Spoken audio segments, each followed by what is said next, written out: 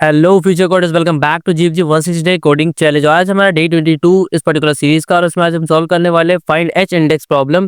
तो इस प्रॉब्लम में क्या हमारे पास एक एरे दिया होगा जिसके अंदर हमारे पास आयत पेपर, तो सारे जो रिसर्च पेपर होंगे उनके इंडेक्सेस वाइज हमको साइटेशंस दिए होंगे। अब आपको जानना है साइटेशंस क्या होते हैं, उस प्रॉब्लम को सॉल्व करना है। तो पहले हम आ जाते हैं प्रॉब्लम पर। सबसे पहले आपको आना है गूगल पर, एंड गूगल पर आने के बाद आपको सर्च कर लेना है जीव जी प्रॉब्लम ऑफ द डे। जीव जी problem of the day search करने के बाद आपके पास जो फर्स्ट लिंक आ रही है उस पर आपको क्लिक कर देना है। एंड फर्स्ट लिंक पर क्लिक करने के बाद में आपके पास जीएजी problem of the day page open हो जाएगा। फिर जीएजी 160 पर आपको क्लिक कर देना है रेगुलर बेसिस की तरह। मैंने जीएजी 160 पर क्लिक कर दिया, फिर यहाँ पे स्टार्ट कोर्स पर मैंने क्लिक कर दिया। देन हमारे पास जीएजी 160 का पेज ओपन हो जाएगा। फिर शॉर्टिंग के प्रॉब्लम के लिए रिज्यूम का ऑप्शन आ रहा है, आप डेली प्रॉब्लम सॉल्व कर रहे हैं तो। अदरवाइज आप नीचे जाके स्क्रॉल करेंगे, शॉर्टिंग की प्रॉब्लम पर स्टार्ट वाला ऑप्शन आ रहा होगा आपके पास में। मैं रिज्यूम पर क्लिक कर लेता हूँ। देन हमारे पास में जितनी भी प्रॉब्लम, अभी शॉर्टिंग की भी अपलोड हुई है, 2 प्रॉब्लम अपलोड हुई है, दोनों शो कर रही है। फर्स्ट वाली प्रॉब्लम का सोल्यूशन पहले ही देख चुका है। देन सेकंड वाली प्रॉब्लम आज डे 22 फाइंड एच इंडेक्स पर मैंने क्लिक कर लिया है, प्रॉब्लम वाले ऑप्शन को मैंने साइड कर दिया है। जैसा कि अपनी सारी वीडियोस में बताता हूँ कि आपको पहले प्रॉब्लम स्टेटमेंट पढ़ना है, एग्जाम्पल को देख के समझना है। यानी यहाँ पे कंस्टेंट दिए होते हैं, कंस्टेंट को देखना है कि साइज वगैरह क्या होने वाला है, वेरिएबल्स का टॉपिक टैग देखना है आपको, एंड कॉम्प्लेक्सिटी वगैरह देखना है, जिसके बेसिस पे हमारा कोड जज हो रहा होगा कि ये सक्सेसफुली रन करेगा यानी सारे टेस्ट केस पर। ठीक है, तो पहले हम बात कर लेते हैं प्रॉब्लम स्टेटमेंट की। यहाँ पर हमारे पास दिया क्या हुआ, given an integer array citations, where citations of I is a number of citation or research paper received from the ith paper. The task is to find the H index. ठीक है, अब H index क्या, ये भी दिया हुआ है। H index is the largest value such that the research paper has at least H papers that have been cited at the at least H times. ठीक है, इसका मतलब क्या है, देखो साइटेशन का मतलब बता देता हूँ पहले। ठीक है, पहले एग्जांपल पे आते हैं, उसमें समझाता हूँ मैं आपको साइटेशन होता क्या है। ठीक है, देखो यहाँ पे क्या दिया, हमारे पास वैल्यूज दी हुई है। ठीक है, ये पहला रिसर्च पेपर है, ये दूसरा रिसर्च पेपर है, तीसरा रिसर्च पेपर है, ये चौथा रिसर्च पेपर है, ये पांचवा रिसर्च पेपर है। ठीक है, अब इनकी वैल्यूज से हम समझते हैं कि एक्चुअल में ये वैल्यूज क्या है। 3 दिया, मतलब 3 साइटेशन से पहले वाले पेपर पर। 3 साइटेशन का मतलब क्या है कि जैसे मैंने कोई सा पेपर लिखा, पहला पेपर मैंने लिखा, और बाकी उस पेपर को देख के 3 लोगों ने और वही सेम पेपर को रेफरेंस लेके लिखा। आपने रिसर्च पेपर अगर देखे हो तो उनमें लिखा होता है लास्ट में रेफरेंस्ड बाय, रेफरेंस्ड ऐसा करके लिखा होता है कि इस पेपर के रेफरेंस से हमने ये पेपर लिखा है।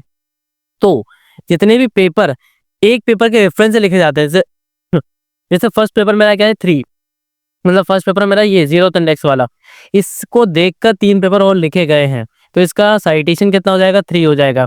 इससे एक भी रिसर्च पेपर नहीं बना है दूसरा कोई सा इसके रेफरेंस में।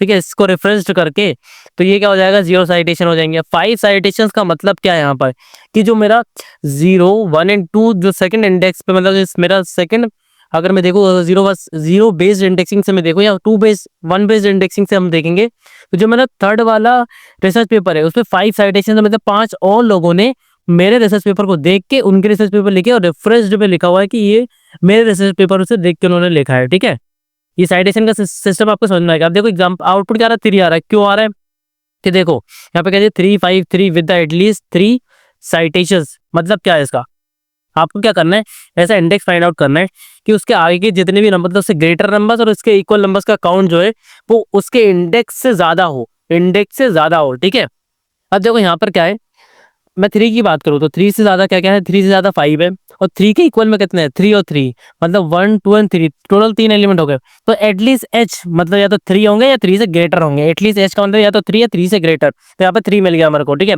5 की बात करूँ तो 5 से ग्रेटर कोई नहीं, 5 खुद ही इक्वल है, तो 5 और 1 इक्वल नहीं हो रहा ना ग्रेटर हो रहा है। ठीक है, नेक्स्ट वाले एग्जाम्पल में देखते हैं, देखो यहाँ पे क्या दिया है, 5 1 2 4 1। ठीक है, अब देखो यहाँ पर 5 से बड़ा कोई है नहीं है, 5 अकेला है, मतलब 5 के लिए 1 हमारे अकरेंस कितनी हो जाएगी, 1 उससे ग्रेटर उससे इक्वल वालों की, तो 1 तो होगा नहीं, 5 से बराबर है, बड़ा होना चाहिए। 1 का देखो 1 से इक्वल में देखो, बड़े में देखो, तो 1 सही, मतलब हमको क्या है लार्जेस्ट एलिमेंट निकालना था, लार्जेस्ट वैल्यू निकालना है, तो हम ग्रेटर वालों को पहले देखेंगे। फिर 4 के लिए देख लेते हैं, 4 के लिए ओनली 4 एंड 5 है, तो 2 हो रहा है 4 के लिए, लेकिन 4 के लिए तो 4 या फिर 4 से ग्रेटर होना चाहिए। अब 2 के लिए देखते हैं। ठीक है, 2 के लिए 2 खुद तो एक है, उसके बाद 4 है 5, मतलब 2 के लिए 3 हो रहा है, तो 2 के लिए 3 हो रहा है, मतलब 2 से ग्रेटर है, मतलब ये वाला हमारा हो सकता है एच इंडेक्स, और यही होगा क्योंकि इससे बड़े वाले सारे तो नेगलेक्ट हो चुके हैं, तो हमारा आउटपुट क्या आ गया, 2 आ गया। नेक्स्ट वाले में देखो 0 0, तो 0 0 आउटपुट आ रहा है।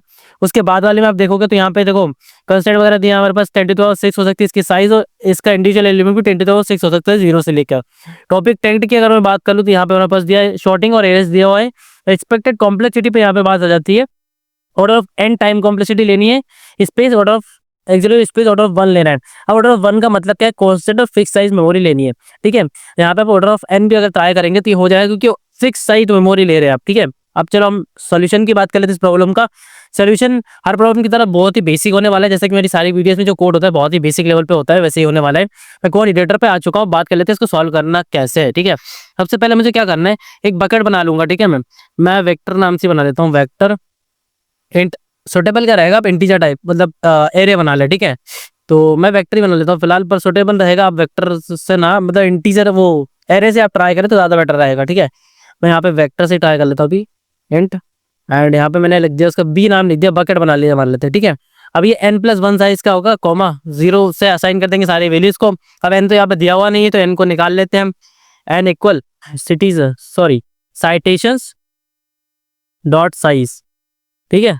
साइटेशन का साइज निकाल लिया, उससे 1 प्लस करके मैंने, ताकि मैं वन बेस्ड इंडेक्सिंग से काम कर सकूँ, कोई प्रॉब्लम ना है, ठीक है। सिंपल आपको क्या करना है, आप एक लूप लगा देना है, ऑटो आई कॉलन साइटेशंस, ठीक है। साइटेशंस, मैंने साइटेशंस में एक लूप लगा दिया। मुझे करना क्या, सिंपली मुझे कुछ नहीं करना, चेक करना है कि अगर मेरी आई की जो value greater than equal n हो जाती है तो मुझे क्या करना है, अपना जो वेक्टर मैंने बनाया, बकेट जो मैंने बनाया बी, उसका जो मेरा nth एलिमेंट है, ठीक है, उसको प्लस प्लस कर देना है। सारी वैल्यू अभी 0 से असाइन थी, ठीक है। अब उसके बराबर आता है, उससे ग्रेटर आता है तो मैं क्या करूंगा, उसकी वैल्यूज इंक्रीज कर दूंगा, ठीक है। एल्स वाली कंडीशन में आते हैं कि मान लेते हैं इसके मतलब जो n है हमारा मैक्सिमम जो हमने साइज लिया है उसके बराबर नहीं आता, ठीक है। तो आपको क्या करना है, सिंपली एल्स में आके क्या करना है, बी ऑफ आई को इंक्रीज कर देना है, ठीक है। अब आपको ये हो सकता है मे बी थोड़ा सा लॉजिक समझ में नहीं आ रहा हो, अगर आपने काउंटिंग शॉट पढ़ा होगा ना तो आपको लॉजिक क्लियर हो रहा होगा कि हाँ कैसे काउंटिंग शॉट यहाँ पे वर्क कर रहा है, ठीक है। और अगर नहीं आता आपको समझने तो आप कमेंट्स कर सकते हैं, मैं इसको फुल्ली एक्सप्लेन कर दूंगा कोड को भी, या फिर आप कॉपी पेन पे एग्जांपल पे इसको चला के देख सकते हैं कि कैसे एक्चुअली वर्क कर रहा है। अब मैंने यहाँ पे ये निकाल लिया। इसके बाद सेकंड चीज क्या करने वाला हूँ, एक काउंट लेने वाला हूँ सी, ठीक है। अब मैंने क्या बोला था, बिगेस्ट एलिमेंट से आना है, मतलब पीछे के इंडेक्सेस से हम आएंगे। तो हमारा इंट आई इक्वल क्या हो जाएगा, हमारा n हो जाएगा, सेमीकोलन आई ग्रेटर देन इक्वल 0 हो जाएगा, ठीक है। सेमीकोलन आई माइनस माइनस कर देंगे हम, ये चीज हो गई। फिर अंदर आते सबसे पहले मुझे क्या करना है, सी प्लस इक्वल हमारा जो बकेट का आई है उसकी वैल्यू ऐड कर लेना पहले मैंने, ठीक है। वैल्यू ऐड करने के बाद मुझे चेक क्या करना है कि अगर मेरा जो सी है वो ग्रेटर देन इक्वल हो जाता है मेरे किसके, ग्रेटर देन इक्वल आई के हो जाता है, ठीक है। आई से बड़ा या आई के बराबर हो जाता है तो आपको सिंपल यहाँ से रिटर्न क्या कर देना है, रिटर्न आपको कर देना आई, ठीक है। कि आई से बड़ा या बराबर हो गया तो आई मेरा वो है आईएस इंडेक्स, जिस पे मुझे वो वैल्यू मिल गई है जो उसके आगे जो एलिमेंट है वो उससे बड़े हैं उसके बराबर है, ठीक है। मैंने इसको रिटर्न कर दिया सिंपली। एंड मान लेते हैं सारी कंडीशन फॉल्स हो जाती है तो यहाँ पर रिटर्न आपको लास्ट में 0 कर देना, वैसे ऐसा कोई सा भी इंडेक्स था ही नहीं, ठीक है। कंपाइल कर लेते हैं इसको, लेट्स सी, क्योंकि हम वन बेस्ड इंडेक्सिंग लेके चल रहे थे तो 0 रिटर्न करेंगे तो कोई प्रॉब्लम नहीं आएगा। आप देख सकते हैं सैंपल टेस्ट केस में हमारा कोड सक्सेसफुली वर्क कर रहा है।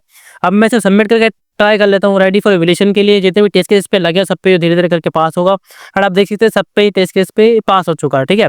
So thank you so much for this particular video, we will meet in the next video on the next problem GeoGebra 160 day coding challenge. Thank you so much.